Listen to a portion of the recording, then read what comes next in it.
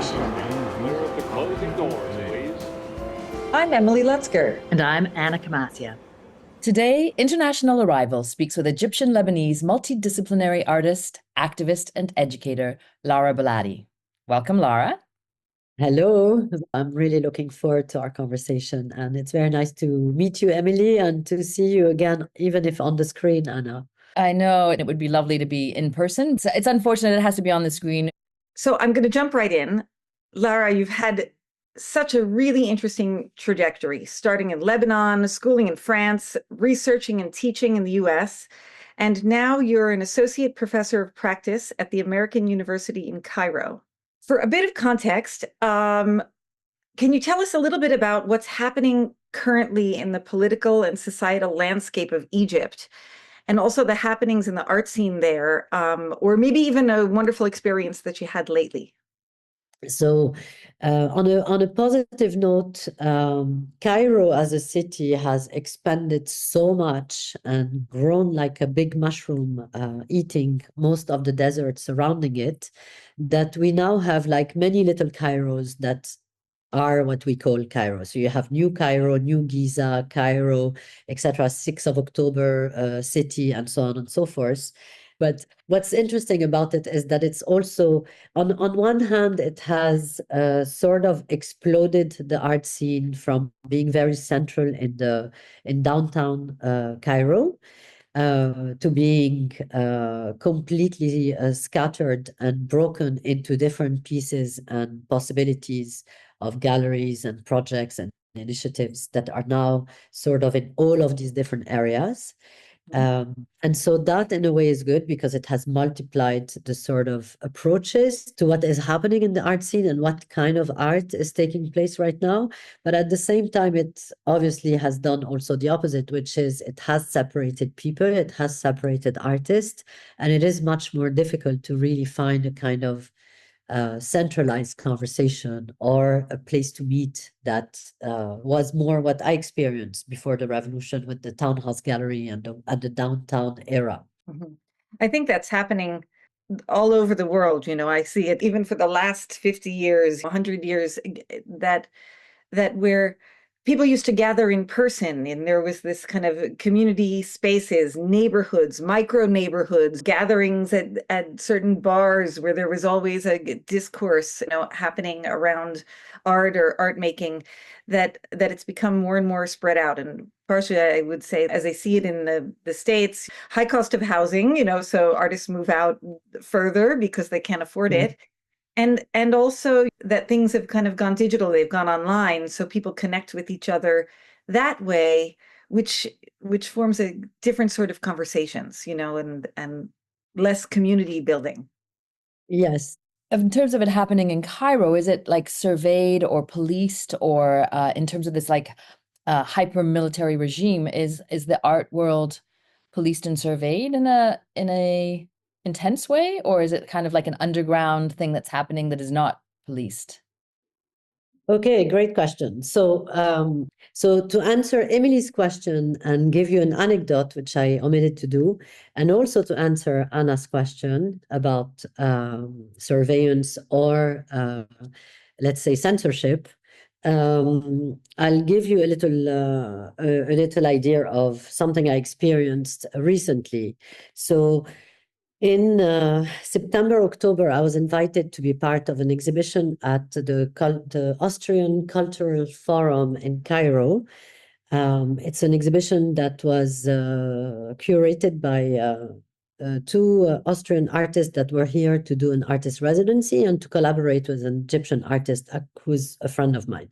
And so they asked me to contribute something. We didn't have much time. So I said, okay, I have this. I can, why not show these three images that are part of a much bigger project?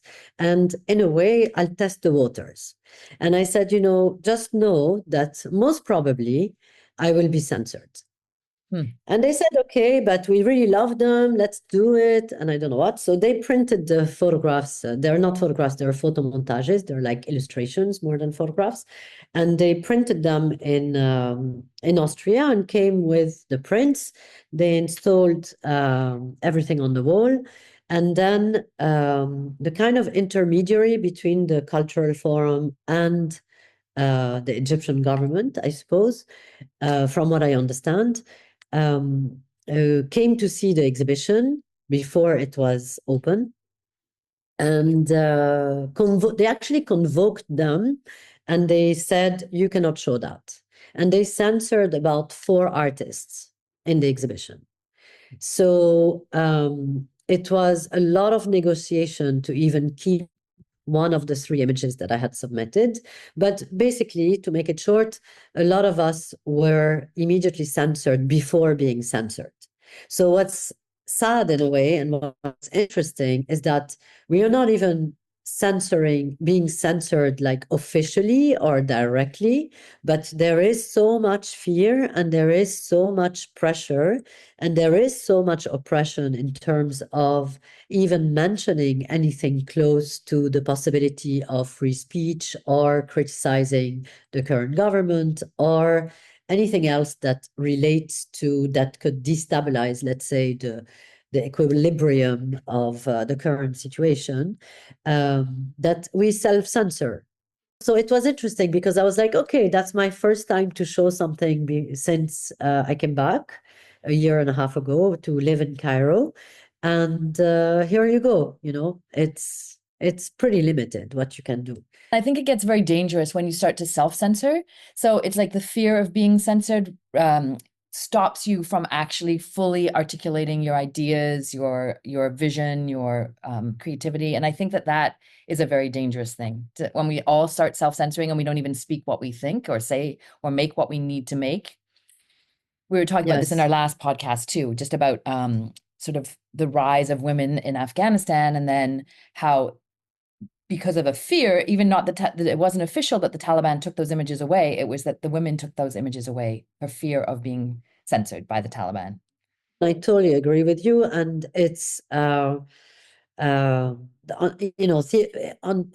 theory, it makes total sense. Absolutely. But at the same time, when you live in a context like that, I also think there are different strategies to adopt. So you may not be able to say things in a certain way, but you can find ways of saying things. And so it's in Egypt, it's always been like that. So I've always worked that way within this context. I guess my work was less overtly political in a sense before the revolution, but it still was. And I always was aware that there were certain things you couldn't do.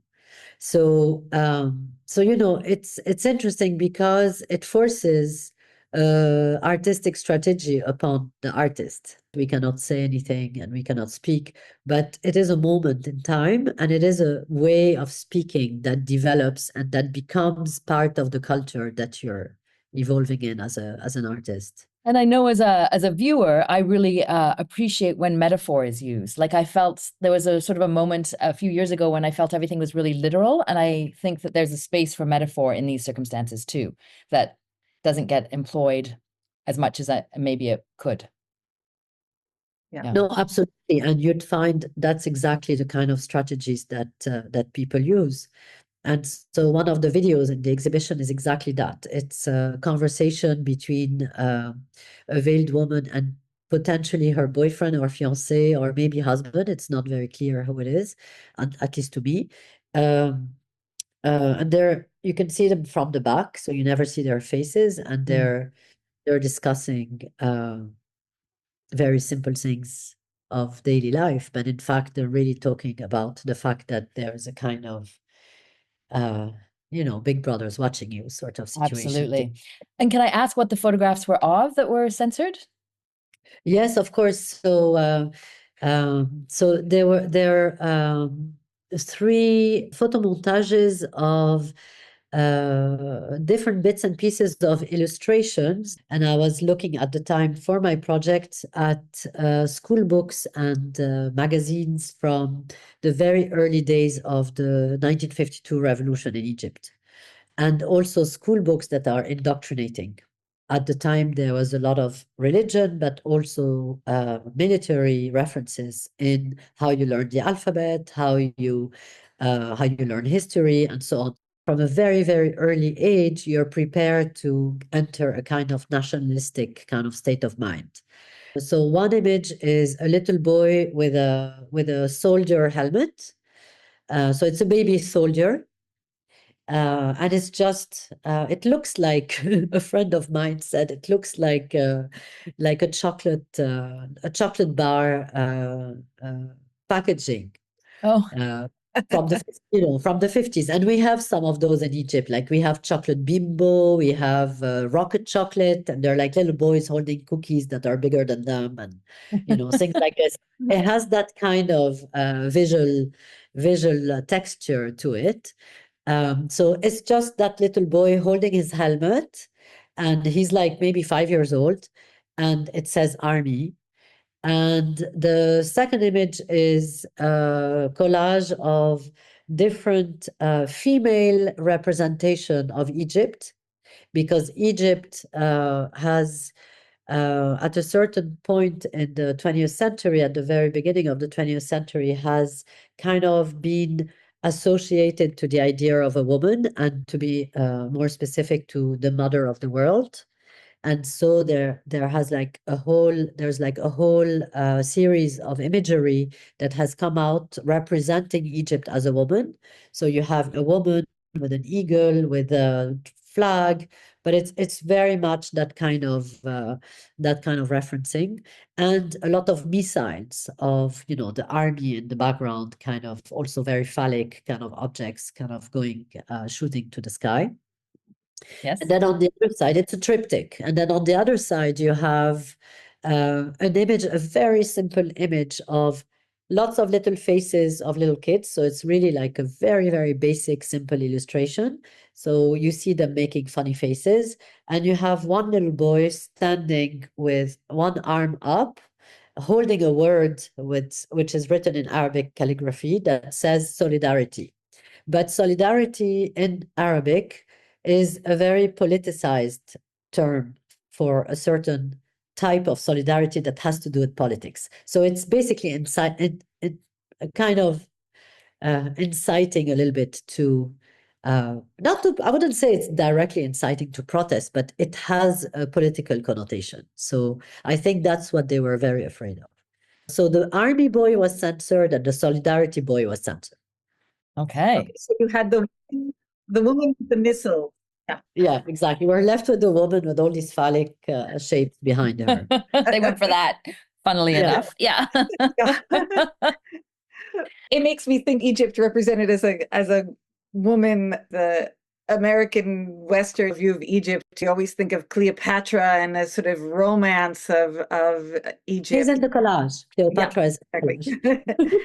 The kind of exotic nature. Well, and so I'm gonna kind of go back a little bit. You said you just came back to Cairo, and I know that you were at MIT for a while, and but your life took you through from Lebanon to Paris to Egypt to Boston, and then back again. What am I missing? What? Japan, a little stopover in Japan. Okay, a stopover in Japan. So give us the short history. So I was born in Beirut. The war started in 75.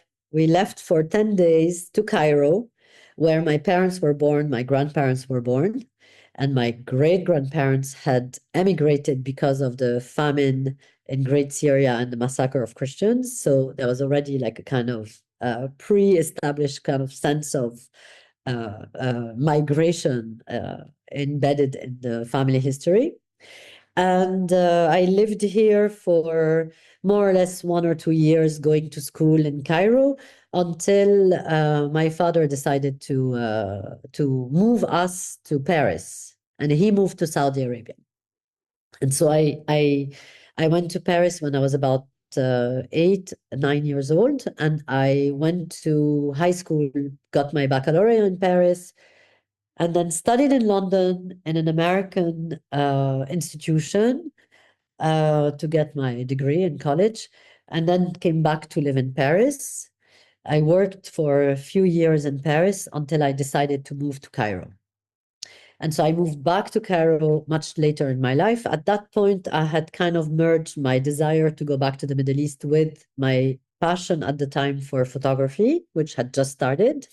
And so I obsessively photographed Egypt for until today.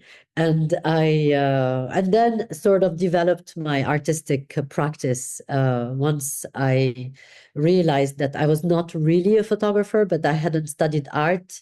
And so I'm a self-taught artist, basically. So I figured it out as I went. And so in 2003, I needed to do something related to manga characters, to anime, Japanese anime. And I realized the only way to do this is to go to Japan. So it was very expensive to go to Japan. So I applied for a grant and I got 6 months grant to live in Japan. So I was very lucky to go through that experience. And so that was my little aparté in Japan. And then I came back to Cairo until the revolution. I lived through the revolution in 2011, or the uprising from 2011 to 2014, when I moved to MIT, thinking I would be there maybe a semester, maybe two, and I ended up staying there 9 years. Wow. So you liked it. So a year and a half ago, I came back to Egypt. So I liked it. I loved it. Yes, I loved it, especially. Yes, I loved it. I needed it also. I needed to leave Egypt. I needed to have a different perspective. I worked through the uprising as a kind of older artist, and I facilitated a lot of things for a lot of people during the revolution, and I realized I wanted to teach, but I also realized that there was something that I was reaching a kind of I wasn't growing so much anymore. And if I stayed in Cairo, I would start to kind of spiral to the bottom. So I kind of kicked myself in the butt. And at that point, luckily, MIT offered me I applied for it, but it kind of came to me. It was really beautiful. And I was able to do a fellowship at MIT. And once I was there, I realized how extraordinary that was, and how I was not ready to go back to Cairo. I needed a break. I mean, the revolution was a really, really intense 3 years. And luckily, again, I got offered a position to teach. And so I found myself sort of catapulted in MIT without really having the academic background for it, and learned everything as I was doing it, basically. So, Wow. yeah. Wow. What an opportunity. Yeah. But I think that's a good sort of like segue into talking more about your work.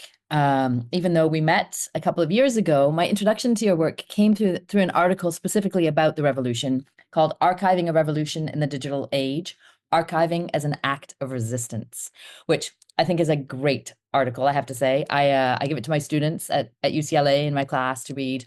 And I think this relationship that you set up between archiving and resistance and media is super interesting. And the article talks about your ongoing project, Vox Populi, which, quote, includes a series of media initiatives, artworks, publications, an open source timeline, and portal info, web-based archives of the 2011 Egyptian Revolution and other global social movements. Well, that's a mouthful. Yes, quite. And so I wondered if you could perhaps explain, as you outline in the article, sort of the importance as you saw it for archiving and resistance at the time, and then how that also grows into thinking about revolution around the world. Because, I mean, the Arab Spring really did spark protest in so many other places. Yes, absolutely. So the uprising started on the 25th of January, and a few days later, the government shut down the internet. And so most of us didn't have access to the phone or to internet, which in a way was a very stupid move to do, because that made everybody even more so go to the streets, but and to kind of look for each other, and get a sense of, be able to communicate. But I know one small company at the time had not been shut down. And so there was like a little leak. basically. Wow. And so activists from and hackers from outside of Egypt and from Egypt connected to each other and managed to leak documents and videos and photos directly from the square. And so where Al Jazeera didn't have access and was kind of afraid to go down and to document really at the core of the revolution what was happening, they stayed at the window and a lot of time filmed from buildings.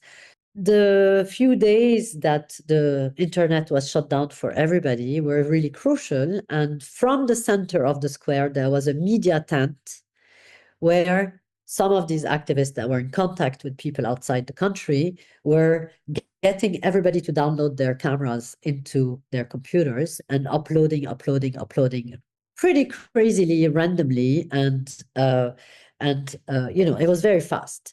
And so that was a website that was created on the spot that was called Ayam Tahrir. So it still exists if you Google it, but it's not really active. So you can probably find it on internet on the Internet Archive. And so that was for me very interesting when I find out about it, because that very act of sharing data at a fast and live kind of in a live kind of way from the square, from the revolutionaries or simply the citizens in the square, rather than from another kind of network, immediately kind of creates that relationship between resistance and archiving. Mhm. And so what gets established is the idea of recording, of evidence, of information, of diffusion, and then hence of resistance. And also this idea of witnessing, like the whole notion of Tahrir cinema, which was where people were showing what had happened during the day to people who didn't have access to the internet, who weren't in the square necessarily when things were unfolding. And so this idea that you could bring it all together to show people what was happening literally in that day through cinema and sharing these videos, I think is really fascinating as well, because it's not just witnessing to the rest of the world, it's witnessing to those people who are involved as well, because they couldn't access that information in other ways. Yeah, absolutely. This is a very good point, because so Tahrir cinema happens about in July. So the revolution starts in January, and Tahrir cinema, which was the name of it, starts beginning of July. And so that was a moment where I felt, okay, I'm here again in the square, but I need to do something. And I feel like it's very loud and people are getting very angry and frustrated. And there's a lot of very like loud microphones voices overriding each other and so on. We need images. And so I tweeted something and someone responded saying, oh, okay, you also want to do this? We were like, yes, let's get together. So somehow over 24 hours, that cinema kind of was born in the middle of all of that. And we had to program it very quickly without any agenda, really, other than we're doing a cinema in the square and it's going to be a kind of platform for conversation. And so very quickly, it became unbelievably successful. And so as the revolution is actually happening, we have this cinema taking place where people at night in the square who are not leaving the square and those who are coming in and out come and sit on the floor, on makeshift plastic bashes that are like laid on the floor, looking at various type of footage that me, him, them, everybody who comes in and out was proposing and sharing, and therefore creating a kind of conversation around what had happened 3 months ago and what maybe could happen, or what had happened last night and what could maybe happen tomorrow. And so it became this platform for critical thinking at a very important moment of the revolution, where we were losing ground and clearly the military was taking over or had already taken over, but we were still hoping for some different outcome. And so it also became a platform for collecting more footage. And so people by themselves came and said, you know, I filmed this in my governorate and I want to share what I saw. And so they would give us USBs, they would give us DVDs, and we would encourage them to do so. And so we would spend hours like downloading and copying stuff. And so that was a very interesting moment, also in terms of that relationship between resistance, which is happening in the square, as well as the kind of immediacy and intertwined actions of resisting and collecting. And really exploring the digital world as this multivocal space, of like the possibilities that the digital world opened up for having multiple voices at the same time, or multiple perspectives. And yes, and that's a perfectly beautiful point, because a lot of people. So one day I decided to be the one showing things on the screen, and I curated a series of YouTube videos that I had downloaded, which beginning of my own archive, Tahrir archives. And so I showed a lot of animations, a lot of activist animations, a lot of jokes, a lot of rap songs. I mean, a collection of various videos that had circulated in a viral way since the beginning of the uprising. And I remember very vividly one of my artist friends sitting next to me on the floor and saying, Lara, why are you showing this? Everybody saw that. And I said, I don't think so. And I was right, because once I started to show that, people were super shocked. And why were they shocked? Because in Tahrir, you had people who were coming from places where they don't actually have the internet. They didn't have a Facebook account or a Twitter account.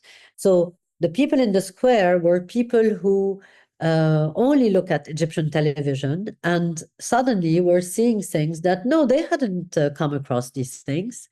And so it was a really interesting moment, because it was this kind of multi voices and multi diffusion, potentially spreading different type of perception of what was happening in the street. And a form of democracy in some ways, like democratizing the internet in some ways, and access and all of those things as well. Well, that's sort of the idealistic dream of the internet and media, is that it is democratizing in a way. I mean, Lara, I'm so in love with this project, using the collected images from the internet kind of to get off of the internet, and with it kind of community building in person, which then in turn makes more images that go onto the internet. And I can see why, naturally it's sort of that it kind of progressed into this idea of an archive, because who is documenting all of this stuff that was filmed and was happened, and not just the mainstream news bits of it, but the things that are really happening with people. So yeah, there's two things. There's one is, I just want to say, and we'll talk about this, I guess, in a minute, but I'm still doing that. Actually, my current project is to give back to the internet what I took from the internet. And so it's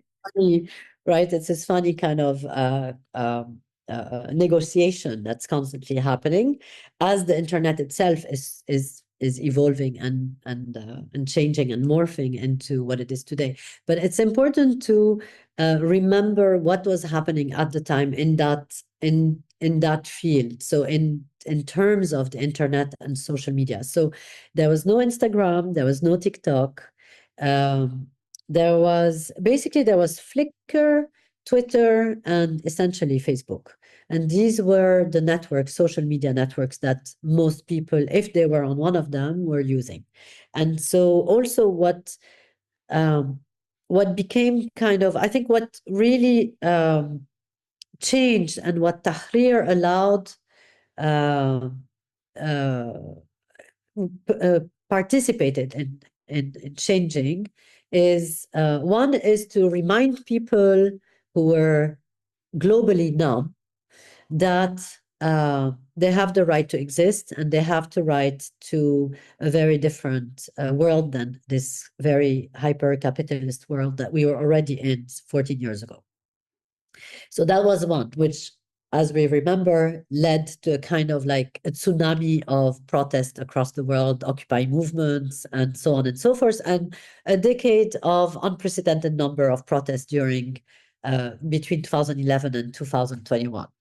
And then the other thing is there was still, I think, a kind of separation between those who were very familiar with the internet and living in internet communities and everybody else. So there was a very disrupted kind of connection between reality, in quotes, and the internet world. I think today it's a very different, we could define it in a very different way. But, and I think what Tahrir contributed to do is to break that gap between these two worlds. Between the analog and the digital reality as we perceive it and the mediated images. Yes, it was criticized for a very long time that the West called the Tahrir uprising the Facebook revolution.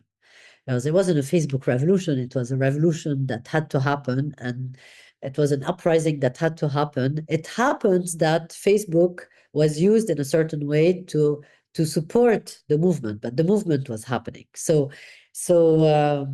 yes, so this kind of moment also between the digital world and the ethereal world of the internet and our so-called reality became redefined really in not just in Egypt but really globally, I think.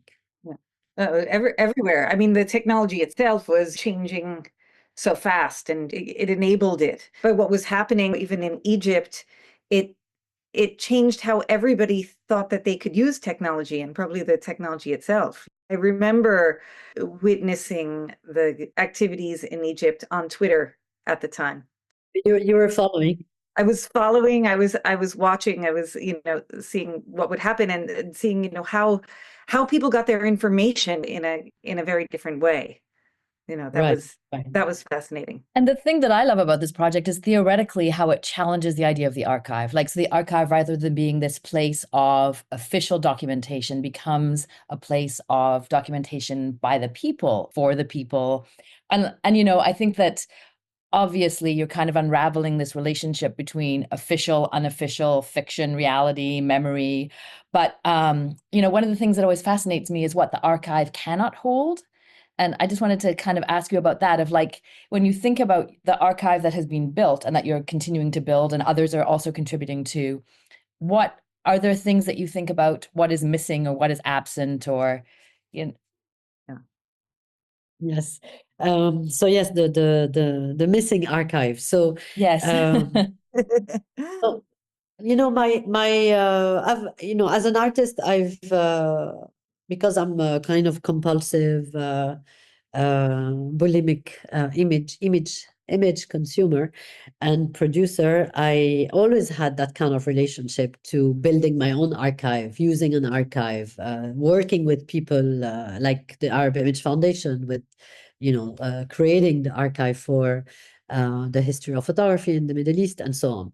And so when the uprising started, my natural instinct was to start collecting, not because I was actually wanting to do an archive, but because I thought this is going too fast and it's too exciting and it's too crazy and I need to make sense of it. And so it was a necessity for me to download what was happening in front of me and to continue to also like sort of document certain things on my own. So there was that kind of instinctive starting impulse. And very quickly, after 2 months, it was clear that I was building an archive.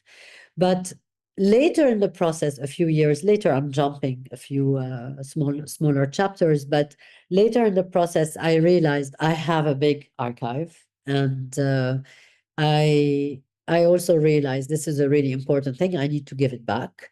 I became much more proactive about it. I made the decision to focus on the voice of the people, so the Vox Populi.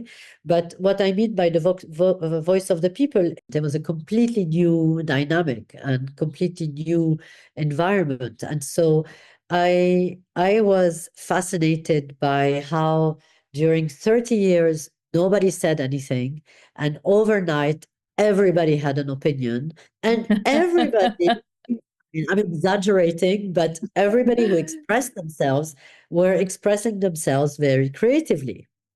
And so, and this includes, like, the very extreme Muslim Salafis or Muslim Brotherhood, name it.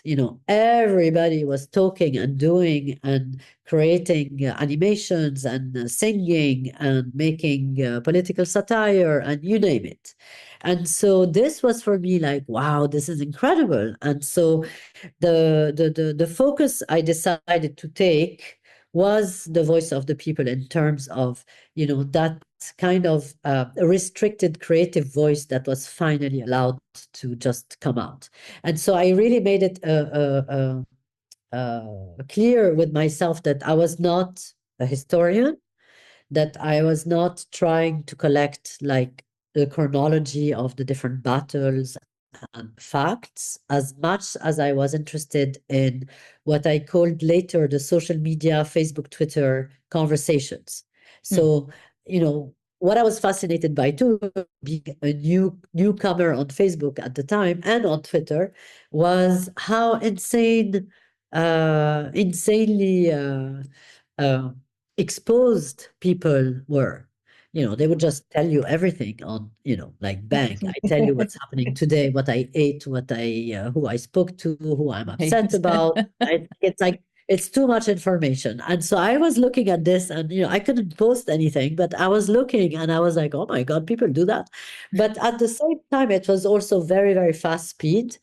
And there was this incredible connection between what people were finding to metaphorically, as to use the word you were using earlier, and that kind of strategy to talk about what was happening and unfolding on the ground.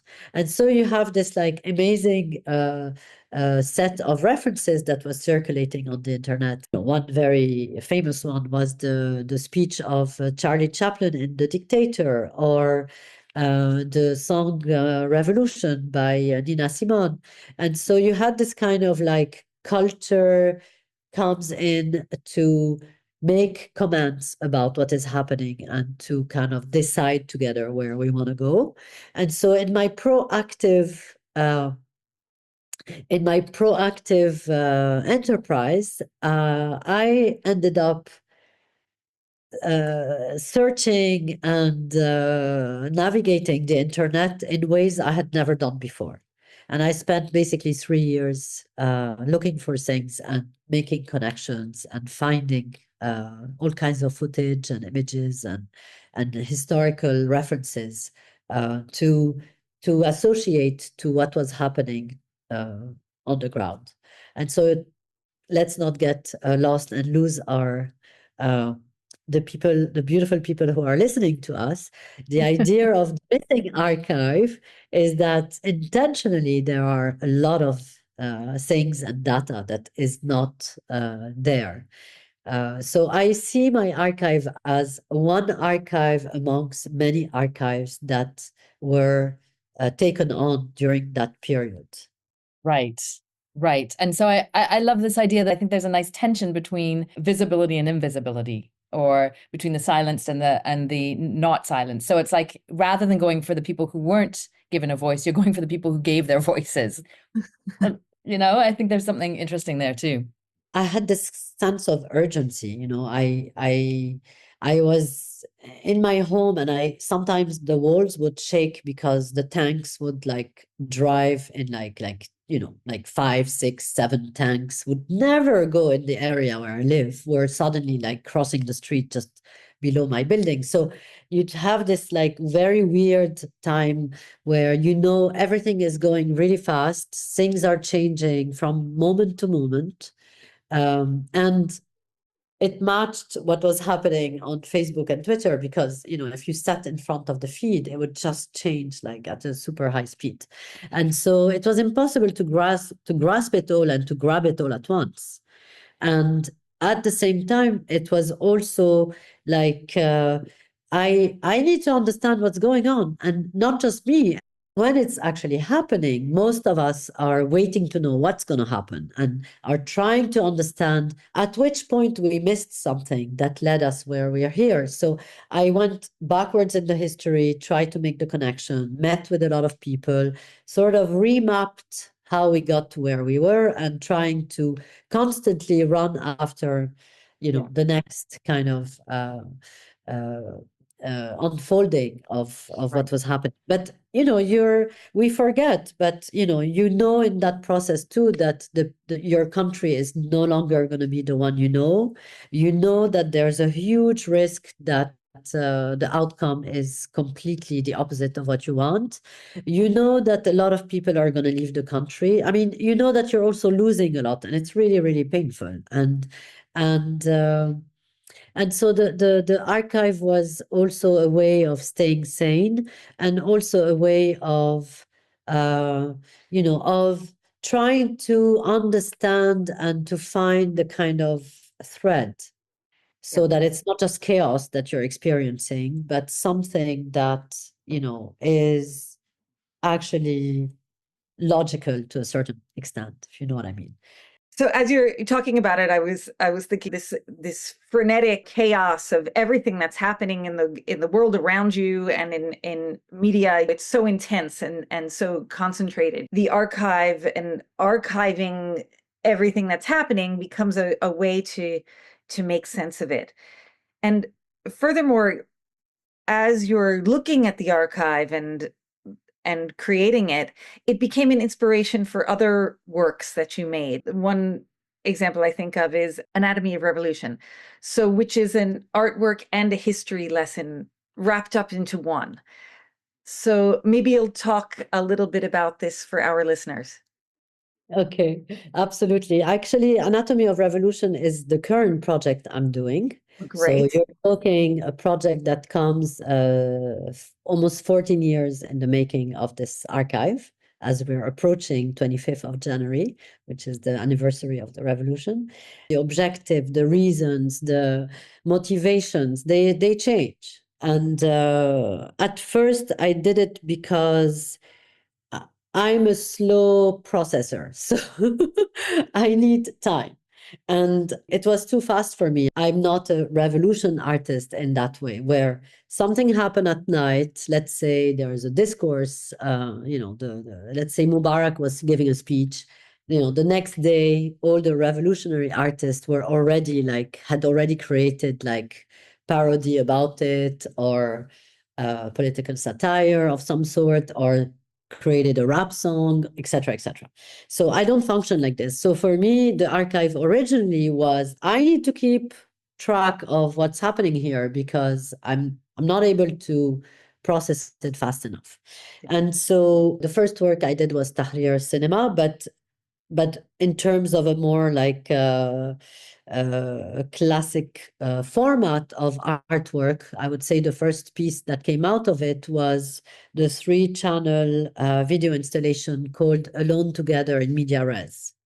And that was for me a really important work, because it was like a foundation somehow, because it was a work that I did to understand the mechanisms of revolt and what makes these revolts something more universal than local, or global rather than local.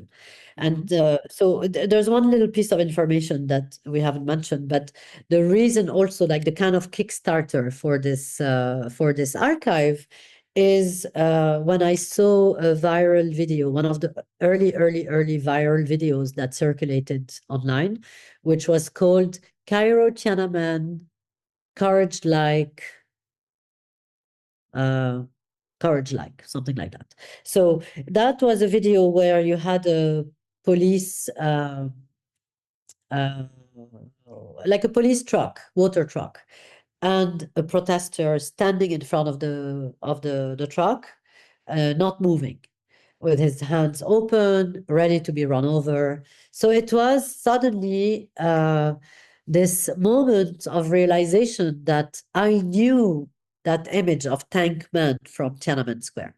I knew it as a child. I had seen it on TV. I had lived that moment as like many of us who were born and already existed in those days. And it was a shock. Plus, the video itself is telling you this is Tiananmen Square. So immediately that kind of set me in this idea that what was happening is not only about Egypt. And so this first artwork that I made was to kind of answer that kind of undercurrent question of how is this something that's already happened, and how is this something that belongs to all of us? And so that work, Alone Together in Media Res, is I call it like a video essay that sort of questions the inherent need of human beings to find freedom. Mhm. And so it uses all these different videos of different eras and so on and so forth. So it's more like a kind of essay and conversation than it is another type of work.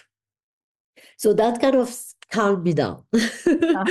Kind of, kind of like, okay. And You then got something out. You were able to express it, yeah, I have to digest. understand, like I have to understand like what is happening. So that kind of calmed me down, and that kind of allowed for many other ways of thinking of the archive and using the archive. We are in 2013, 2014. The government is a kind of changing to a return of military regime. It is pretty clear that the victorious is not us, and somebody's going to have to keep track of what's happened. And so I also realized at that point, because I was also archiving that, who was archiving what. And so one of my first projects I did at MIT is an infograph of online archives of the revolution. And so I started with mapping who had been archiving the revolution. And so that was a very important point landmark in the number of works that came out of the archive, and realizing that my archive was a very different type of archive than many other people's initiatives. So mine was Vox Populi, but the American University in Cairo had a completely different approach. Moserine, who is a media activist initiative who I collaborated with to do Tahrir Cinema, had really focused on the battles and protests and the real interaction between the state and the protesters. For example, so you had like all these different, you had I Am Tahrir, that was this website we talked about a bit earlier. You had Tahrir documents, which still you can find online, but through the Internet Archive. So most of these places are not active so much anymore, but it was interesting to see what had been archived and how all of this was kind of fitting a collection of traces and memories of the square. And so that's when I thought, okay, how do I give back the archive to the internet? And so the world is always its beautiful place in spite of it all. And so this is when I get to MIT, and I go there to study ways of returning the archive to the internet.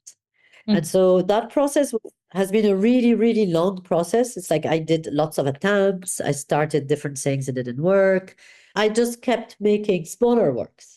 So, it was like all these Russian dolls were just, opening up and opening up. And so the more I'm working, the more there's work to do, basically. So what happens is I realized also I'm so familiar with the archive that I'm starting to see patterns. I'm starting to see a language. I'm starting to see what vocabulary is being used, whether it's visual or actually spoken, and so on and so forth. So each project is a kind of digging deeper in the archive while making it expand, because you keep researching more as you go into a tangent, plus understanding the relationships between the past, the present, and the potential future.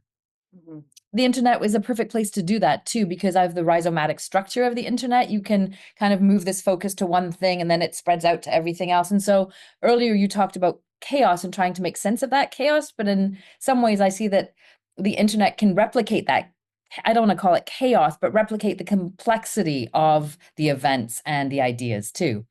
So the So decentralized nature, we maybe yeah, call it. yeah, exactly. Well, these were very pressing questions when I arrived at MIT, like peer-to-peer networks, the SOPA PIPA law that was that for which there was a lot of protest in 2000. Let me not say something stupid. 2011, December 2011, were the Mhm. protests, and that became part of my archive, and it became also part of my new interest because I wasn't such a nerd really, or internet or internaut, and so suddenly I'm like, oh my god, the internet is this whole thing that I don't even know anything about, and I found myself getting off on tangents to understand internet 2.0, to understand what were the challenges that were taking place, the freedoms that were being taken away from the internet as we knew it until then, and so on and so forth. So that too became part of my necessity and also objective of making this archive, because what I realized on the technological side of things is that the search algorithm, not only um, obeys to each and one of us in a very different way according to our history, previous research, and so on.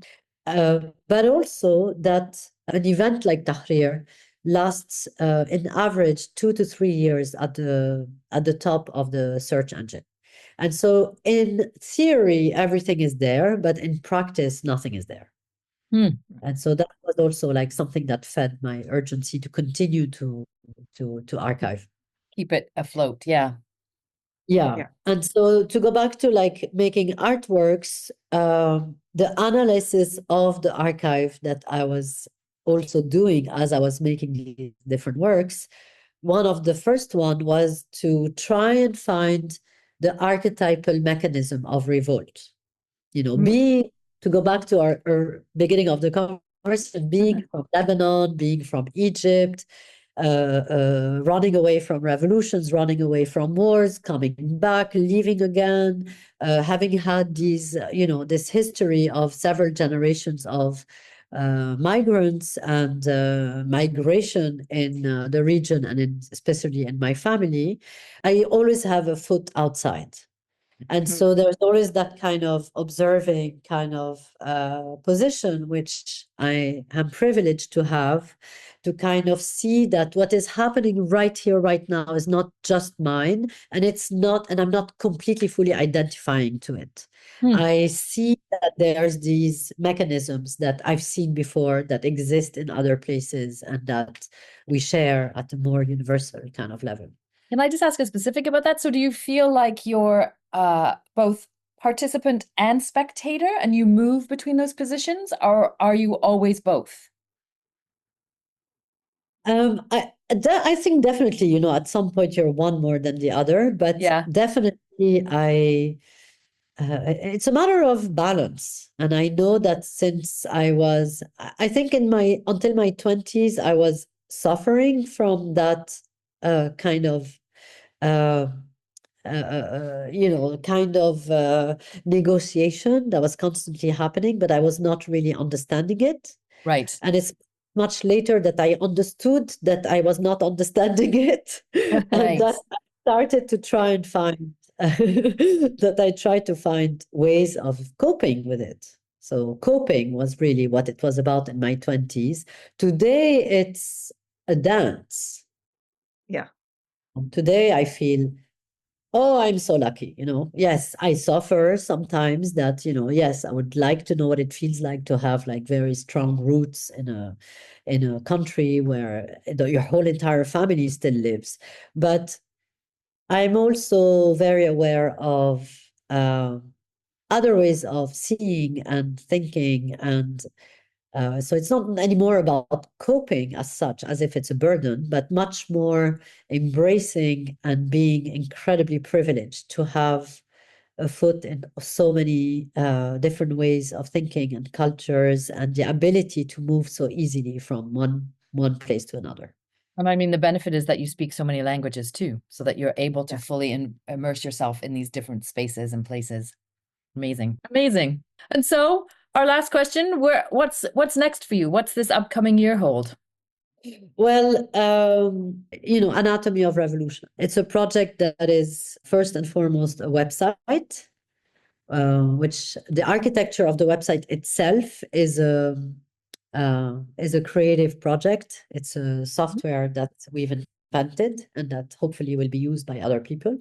But basically, it's the archive that's going to go back to the internet for people to search. But basically, the way I've done it is that I've built a lexicon of revolts, a visual lexicon of revolts and revolutions. So you navigate, scroll up and down between A, B, C, D, and so on in Arabic, and mainly in English. A whole number of concepts, ideas, words. I mean, through words, understanding the history and bits and pieces of moments taken from various global protests, past and present. So it's kind of like a visual artistic invitation for people to start researching what it means to revolt, but also to understand that these moments are not something that are isolated, and that the language that is used within it, especially the visual language, is actually something that has evolved over time, that there is such a thing as an iconography of protest, and also that in the 21st century, given how we communicate and exchange ideas on the internet, it becomes more and more difficult to isolate the history of one country with the history of another. And so to try and look at ourselves more from a global standpoint than from a very specific nationalistic perspective. And so 2025, hopefully, is the year where, and actually it is in a way, because in 3 weeks I'll be in Morocco for this African art fair, and I will be showing at Malhoun, which is a gallery initiated by an artist friend of mine, Eric Vanov, and his wife, Samia Abid, who are helping me or inviting me to show one iteration of the project, so outside of the website. And in this case, what I'm doing is I'm focusing on the idea of the classroom. And so the classroom is the history book. So really, ABC of Revolution, Anatomy of Revolution is the lesson of history in terms of it's trying to turn on its head indoctrinating school books and giving a whole other perspective on the history of that moment. So I'm starting at AUC, but then I'll be in Berlin for a conference. So it will be very different types of environments where the platform can become a kind of foundation for a conversation about, let's say, we choose 7 words, and then we decide together what the objects of the archive must be together, and it can lead to all kinds of things: writing essays, discussing, interacting, and podcasts like what we're doing now, and so forth. So yes, so it's an ongoing process. And very collaborative. And absolutely, it's been very collaborative, although it often feels like I'm carrying the thing on my own, but it's not true. Without all the amazing people that have worked with me, I would never be where I am today with all the work that's been done. So it's kind of, for me, the success would be that the platform becomes a tool, an educational tool, which is what the aim of it is. But it's a kind of facilitated bringing together data that's just all over the place, like you said, chaos on the internet, but somehow what I feel my skills are as a visual artist is essentially to make connections visually between things, so that even a child, without having any kind of understanding of art, would immediately understand what it means. Fantastic. That's beautiful. Well, thank you so much for inviting me. Thank you so much for giving me that platform to speak, because it is very rare and getting more rare to be able to say what we really think. Yeah. So I really very grateful for that, and it's been really lovely to have that to revisit all these things. You know, it's kind of, it's always like, oh my God, I'm still talking about this, but Yeah, yeah, and Yeah. you know, you probably will be. I think the world is heading to a lot more turmoil. Yeah. yeah, unfortunately, yes. But Yes. it's also a beautiful place, and we need to keep the light. Yes, we do need to hold the light, exactly. Thank you, But Lara. yeah, thank you. It's been fantastic to speak with you today. And if you want to find out more about Vox Populi and the Tahrir narrative and Lara Baladi's work, you can visit tahrirarchives.com. That's TahrirArchives.com. Please take a moment to hit the like button, rate us, and review the show. It makes a big difference in helping us reach more listeners. Your tax-deductible donations make this podcast possible. Please support us at internationalarrivals.org.